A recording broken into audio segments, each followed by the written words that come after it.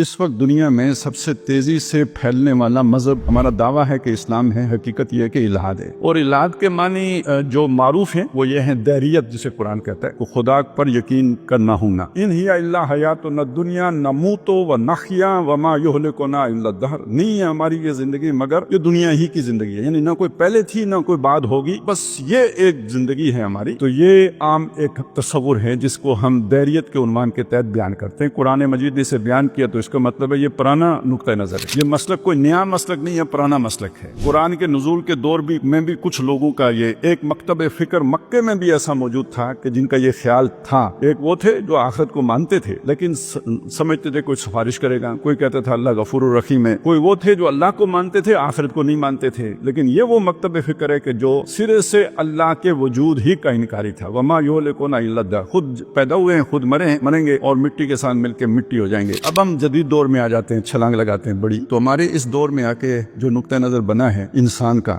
اور یہ اب تکوں پر نہیں استوار ہے، یہ بات نوٹ کر لیں۔ یعنی اس وقت تو وہ بھی اندازے تھے، قرآن مجید ان سے یہی کہتا تھا کہ ان تظنون الا ظنا، تم نہیں کر رہے مگر گمان کر رہے ہو، اور وما انتم الا تخرصون، تم نہیں ہو مگر بس ایک اندازے کے تیر چلا رہے ہو۔ لیکن آج کا انسان جب اس طرح کا دعویٰ کرے گا، اور جب ہم کہہ رہے ہیں دنیا میں سب سے تیزی سے پھیلنے والا جو مکتب فکر ہے یا مسلک ہے یا نقطہ نظر ہے وہ الحاد ہے، تو اس کی بنیادیں اتنی سادہ نہیں ہیں۔ مثلاً پہلی بات یہ ہے کہ اللہ کے وجود کا تو انکار ہو گیا، ٹھیک ہے، ہو گیا۔ کائنات کیسے وجود میں آئی، ان کے پاس اس کا کوئی جواب نہیں تھا۔ آج کے انسان کے پاس اس کا جواب ہے بگ بینگ۔ انسان کیسے وجود میں آیا، تب کوئی جواب نہیں تھا۔ آج کے انسان کے پاس جواب ہے ایوولوشن تھیوری۔ اب اس کے مقابلے میں ہم کیا کرتے ہیں، مطلب دینی لوگ ہم کیا کرتے ہیں، ہم اس کی نفی کرتے ہیں، ماننے سے انکار کر دیتے ہیں، ہم گویا بگ بینگ کا بھی انکار کرتے ہیں۔ ہمارے انکار کرنے سے وہ لوگ جو ان دلائل سے واقف ہیں، ان تھیوریز سے واقف ہیں، جنہوں نے ان کو پڑھا ہے، جن کا فزکس میدان ہے، جن کا باٹنی میدان ہے، کیا ہمارے فتوے کے نتیجے میں اس کا انکار کر دیں گے؟ تو پھیلنے کی تیزی سے پھیلنے کی وجہ اصلاً یہ نہیں ہے کہ اس